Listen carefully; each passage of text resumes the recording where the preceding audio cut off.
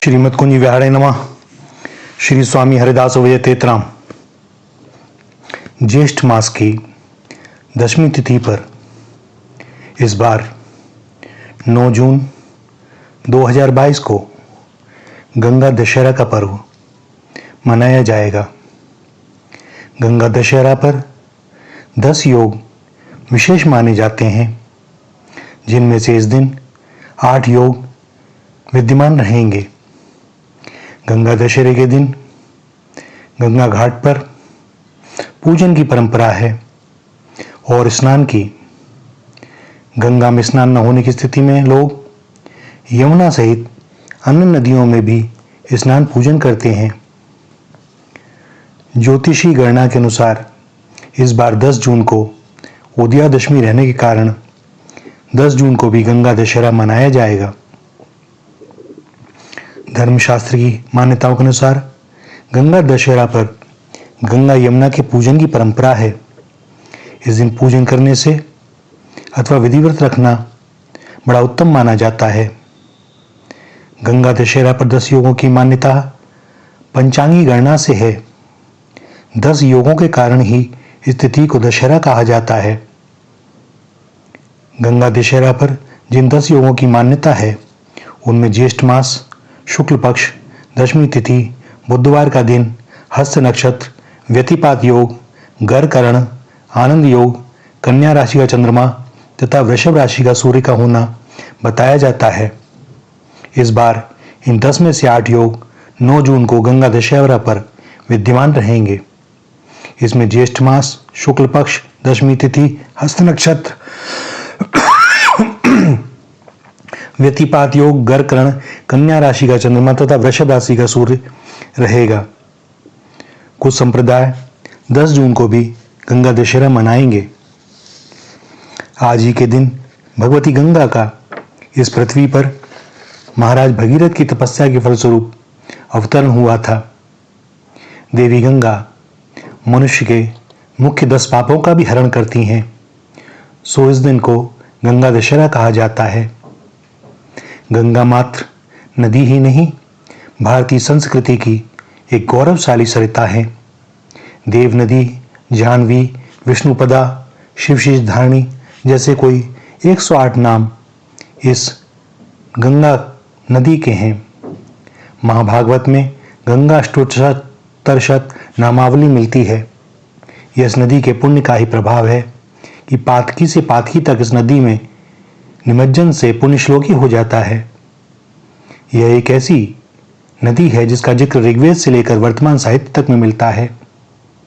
राजा भागीरथ के तप के प्रभाव से यह अलकनंदा से भागीरथी होकर भारत के कलित कलुष को धोती हुई समुद्रगामी होती है। गंगा दशहरा या गंगा दशमी का पर्व 10वीं सदी पूर्व से ही मनाया जाता है। भोजराज ने राजमार्तंड में 10 पापों के निवारण के पर्व के रूप में इस दिवस का स्मरण किया है। जो 10 पाप हरे वह यह पर्व है। इन पापों का जिक्र सर्वप्रथम मनु ने अपनी मनुस्मृति में किया है, जिनको यथारूप स्कंद पुराणकार सहित अन्य पुराण उप पुराणकारों ने उद्धृत किया है। मूर्तिकला में गंगा की अभिव्यक्ति बहुत प्राचीन समय से चली आ रही है। अनेक रूपों और अनेक भावों में यह नदी देवालय के दर्शनार्थियों को अपनी उपस्थिति से पाप मुक्ति, कलुष हारने का संकेत देती है। एक ओर यमुना, दूसरी ओर गंगा, इनका समन्वय पश्चिमी और पूर्वी संस्कृतियों का संगम भी माना जाता है। कोई भी भाषा, धर्म, विचार हो, यहाँ तथा एकता का दर्शन होता है। इसलिए भारत की संस्कृति को गंगा जमनी भी कहा जाता है। गंगा नदी की प्रधान शाखा भागीरथी है, जो गढ़वाल में हिमालय के गौमुख नाग स्थान पर गंगोत्री हिमनद या ग्लेशियर से निकलती है। गंगा के उद्गम स्थल की ऊंचाई 3140 मीटर है। यह गंगा जी को समर्पित एक मंदिर है। गंगोत्री तीर्थ शहर से 19 किलोमीटर उत्तर की ओर 3892 मीटर की ऊंचाई पर इस हिमनद का मुख है। यह हिमनद 25 किलोमीटर लंबा व 4 किलोमीटर चौड़ा और लगभग 40 मीटर ऊंचा है। इसी ग्लेशियर से भागीरथी एक छोटे से गुफानुमा मुख पर अवतरित होती है, जिसे गौमुख कहा जाता है। इसका जल स्रोत 5000 मीटर ऊंचाई पर स्थित एक घाटी है। इस घाटी का मूल पश्चिमी ढलान की संतोपत की चोटियों में है। गौमुख के रास्ते से 3600 मीटर ऊंचे चिरवासा ग्राम से विशाल गौमुख हिमनद के दर्शन होते हैं। इस हिमनद में नंदा देवी कामत पर्वत एवं त्रिशूल पर्वत का हिम पिघल कर आता है। यद्यपि गंगा के आकार लेने में अनेक छोटी धाराओं का योगदान है, लेकिन 6 बड़ी और उनकी सहायक 5 छोटी धाराओं का भौगोलिक और सांस्कृतिक महत्व बहुत अधिक है। अलकनंदा की सहायक नदी धौली, विष्णु गंगा तथा मंदाकिनी है। धौली गंगा का अलकनंदा से विष्णुप्रयाग में संगम होता है। यह 1372 मीटर की ऊंचाई पर स्थित है। फिर 2805 मीटर ऊंचे नंदप्रयाग में अलकनंदा का नंदाकिनी नदी से संगम होता है। इसके बाद कर्णप्रयाग में अलकनंदा का कर्णगंगा या पिंडर नदी से संगम होता है। फिर ऋषिकेश से 139 किलोमीटर दूर स्थित रुद्रप्रयाग में अलकनंदा मंदाकिनी से मिलती है। इसके बाद भागीरथी व अलकनंदा 1500 फीट पर स्थित देवप्रयाग में संगम करती हैं और यहाँ से यह सम्मिलित जलधारा गंगा नदी के नाम से आगे प्रवाहित होती है। इन 5 प्रयागों को सम्मिलित रूप से पंचप्रयाग कहा जाता है। इस प्रकार 200 किलोमीटर का सकरा पहाड़ी रास्ता तय करके गंगा नदी ऋषिकेश होते हुए प्रथम बार मैदानों का स्पर्श हरिद्वार में करती है। भारत के अनेक धार्मिक उदाहरणों में गंगा नदी को देवी के रूप में निरूपित किया गया है। बहुत से पवित्र तीर्थ स्थल गंगा नदी के किनारे पर बसे हुए हैं, जिनमें वाराणसी, हरिद्वार और प्रयागराज, उत्तरकाशी आदि प्रमुख हैं। गंगा नदी को भारत की नदियों में सबसे पवित्र माना जाता है एवं यह मान्यता है कि गंगा में स्नान करने से मनुष्य के सारे पापों का नाश हो जाता है। मृत्यु के बाद लोग गंगा में अस्थि विसर्जन करके मोक्ष प्राप्ति करना चाहते हैं। यहाँ तक कि कुछ लोग गंगा के किनारे ही प्राण विसर्जन या अंतिम संस्कार की इच्छा भी रखते हैं। गंगा घाटों पर लोग पूजा अर्चना करते हैं, ध्यान लगाते हैं। गंगा जल को अत्यंत पवित्र समझा जाता है और समस्त संस्कारों में उसका होना आवश्यक है। पंचामृत में भी गंगा जल को एक अमृत माना गया है। अनेक पर्वों और उत्सवों का गंगा से सीधा संबंध है। मकर संक्रांति, कुंभ और गंगा दशहरा के समय गंगा में नहाना या गंगा का दर्शन कर लेना ही बहुत महत्वपूर्ण समझा जाता है। इसके तटों पर अनेक प्रसिद्ध मेलों का आयोजन होता है और अनेक प्रसिद्ध मंदिर गंगा तट पर ही बने हुए हैं। महाभारत के अनुसार मात्र प्रयाग में माघ मास में गंगा यमुना के संगम पर 3,10,00,000 तीर्थों का संगम होता है। ये तीर्थ स्थल संपूर्ण भारत में सांस्कृतिक एकता स्थापित करते हैं। गंगा को लक्ष्य करके अनेक भक्ति ग्रंथ लिखे गए हैं, जिनमें श्री गंगा सहस्त्रनाम और गंगा आरती सबसे अधिक लोकप्रिय हैं। अनेक लोग अपने दैनिक जीवन में श्रद्धा के साथ इनका प्रयोग करते हैं।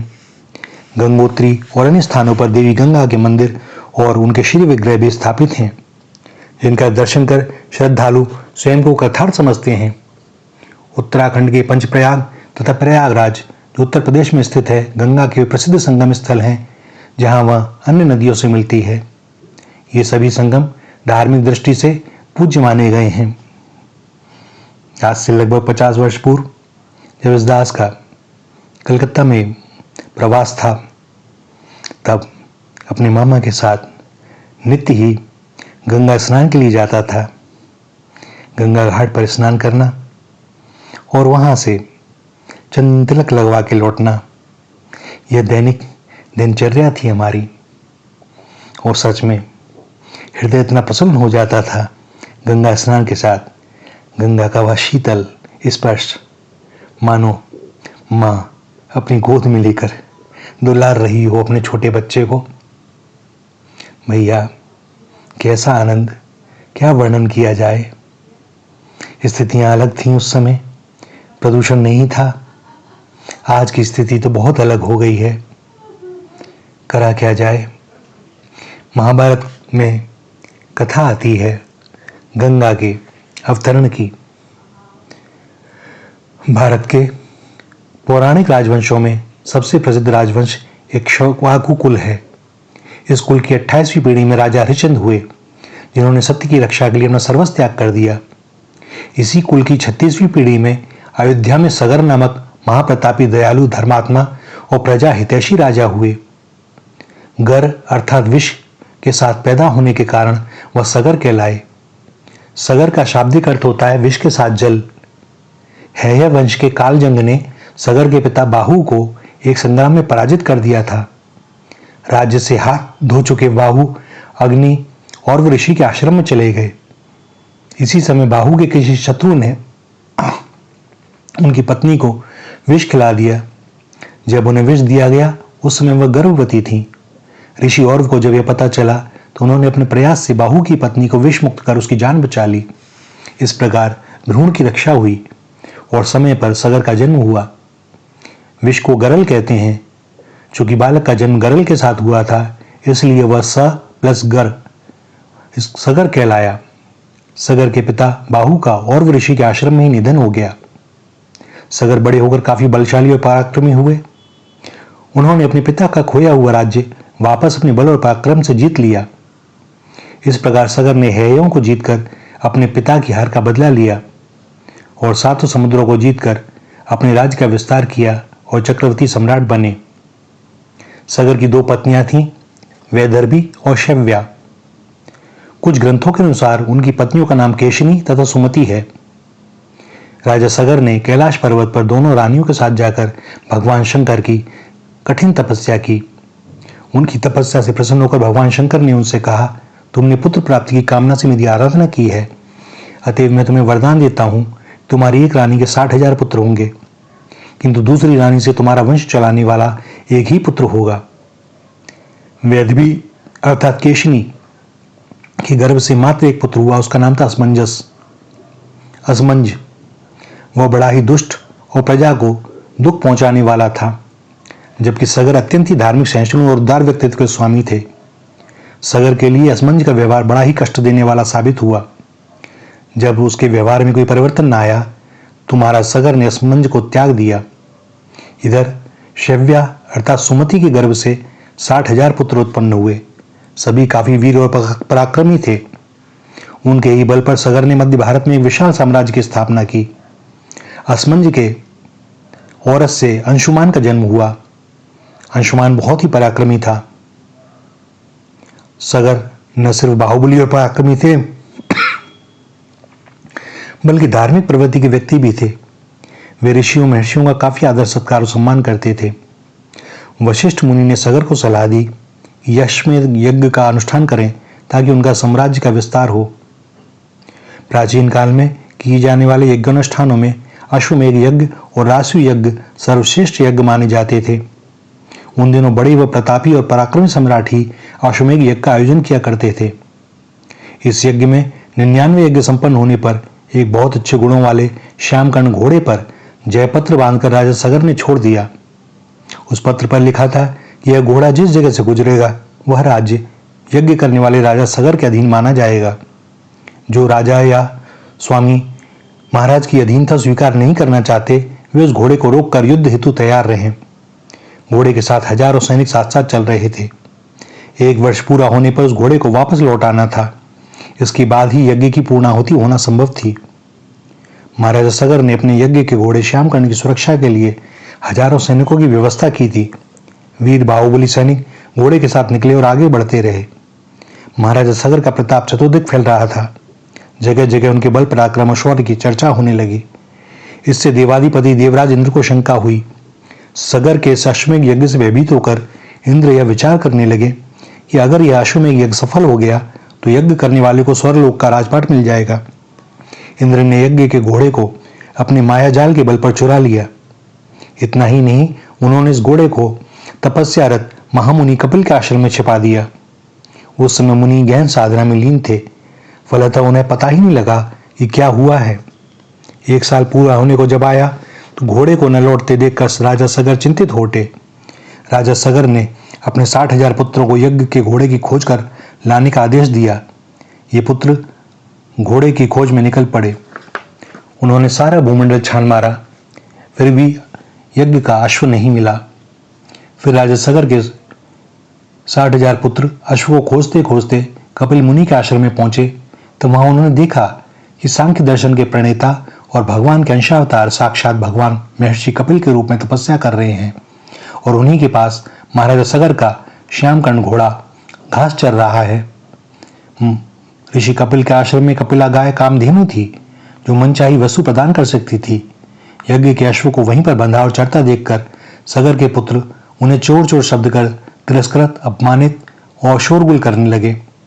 इससे महर्षि कपिल की समाधि टूट गई। जो ही महर्षि ने अपने नेत्र खोले त्यों ही सगर के 60,000 पुत्र सब जलकर भस्म हो गए। यज्ञ के अश्व के नहीं मिलने से चिंतित राजा सगर की आज्ञा से उनका पौत्र अंशुमान अश्व को ढूंढने निकला और खोजते हुए वह भी कपिल मुनि के आश्रम में पहुंच गया, जहां उसने 60,000 अपने चाचाओं की भस्म के पास यज्ञ के घोड़े को देखा। अंशुमान ने महर्षि कपिल को प्रणाम किया और उनसे इस वृत्तांत के बारे में जानना चाहा। जब अंशुमान ने महर्षि कपिल की स्तुति की, प्रार्थना की, तो महर्षि कपिल प्रसन्न हो उठे। उन्होंने कहा, यदि इन सब की मुक्ति चाहते हो तो गंगा को स्वर्ग से पृथ्वी पर लाना पड़ेगा। अभी तो इस समय अश्व को ले जाकर अपने पितामह के यज्ञ को पूर्ण कराओ, उसके बाद इस कार्य को करना। और स्वर्ग की गंगा जब यहां पृथ्वी पर आ जाएगी तब भस्म हुए तुम्हारे 60,000 पूर्वजों को मुक्ति मिल जाएगी। अंशुमान लौट आया और घोड़े सहित यज्ञ मंडप पर पहुंचकर महाराजा सगर से सब वृत्तांत कह सुनाया। महर्षि कपिल के आज्ञा अनुसार अंशुमान ने स्वर्ग की गंगा को पृथ्वी पर लाने के लिए घोर तपस्या की। महाराज सगर की मृत्यु के उपरांत अंशुमान और उनके पुत्र दिलीप जीवन पर्यंत तपस्या करके भी गंगा को मृत्युलोक में लाने में सफल न हो सके। सगर के वंश में अनेक राजा हुए, सभी ने अपने पूर्वजों की अस्थि भस्म को गंगा के प्रवाह के द्वारा पवित्र करने का भरसक प्रयास किया, किंतु वे सफल न हो सके। तत्पश्चात दिलीप के पुत्र भगीरथ ने यह बीड़ा उठाया और गंगा को इस लोक में लाने के लिए गोकर्ण तीर्थ में जाकर कठोर तपस्या की। तपस्या करते करते कई वर्ष व्यतीत हो जाने पर उनके तप से प्रसन्न होकर ब्रह्मा ने वरदान मांगने को कहा, तो भागीरथ ने अपने पूर्वजों और पृथ्वीलोक के कल्याण हेतु गंगा की मांग की। वरदान में गंगा भागीरथी को मांगने पर ब्रह्मा ने कहा, राजन, तुम गंगा को पृथ्वी पर तो ले जाना चाहते हो, परंतु स्वर्ग से पृथ्वी पर गिरते समय गंगा के वेग को संभालेगा कौन? क्या तुमने पृथ्वी से पूछा है कि वह गंगा के भार तथा वेग को संभाल पाएगी? ब्रह्मा ने आगे यह भी कहा कि भूलोक में गंगा का भार एवं वेग संभालने की शक्ति केवल भगवान शिव के पास है। इसलिए उचित यह होगा कि गंगा का भार एवं वेग को संभालने के लिए भगवान शिव का अनुग्रह प्राप्त किया जाए।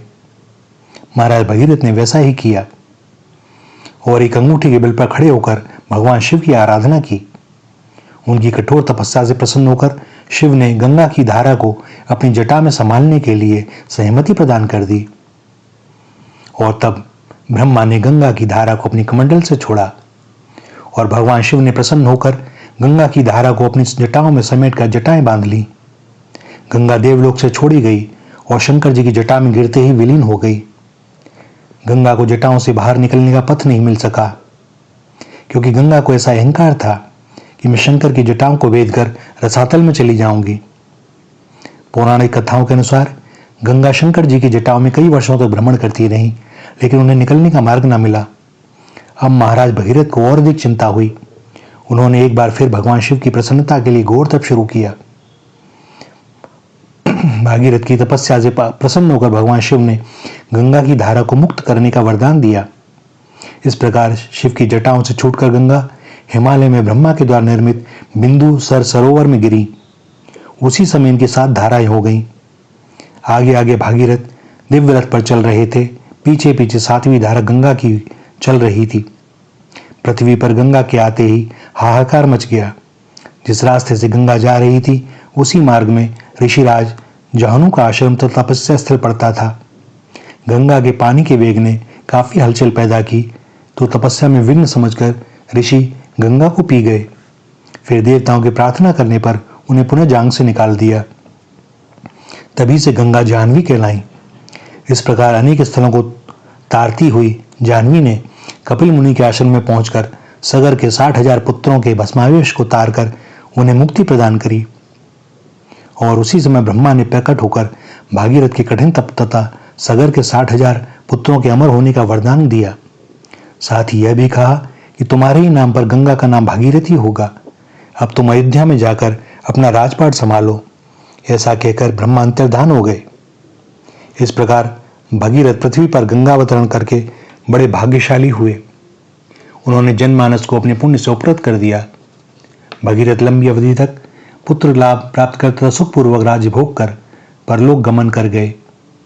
युगों युगों तक बहने वाली गंगा की धारा महाराज भगीरथ की कष्टमयी साधना की गाथा कहती है। गंगा प्राणी मात्र को जीवन ही नहीं वरन मुक्ति प्रदान करती है। गंगा एकमात्र ऐसी नदी है जो तीनों लोकों में बहती है, स्वर्ग, पृथ्वी तथा पाताल। इसलिए संस्कृत भाषा में उसे त्रिपथगा, तीनों लोकों में बहने वाली कहा जाता है।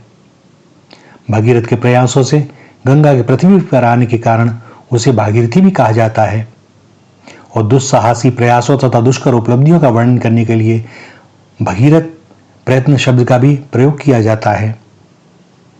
गंगा और भगीरथ, इन दोनों को इस दास का साष्टांग दंडवत प्रणाम। श्री राधा, श्री राधा, श्री राधा।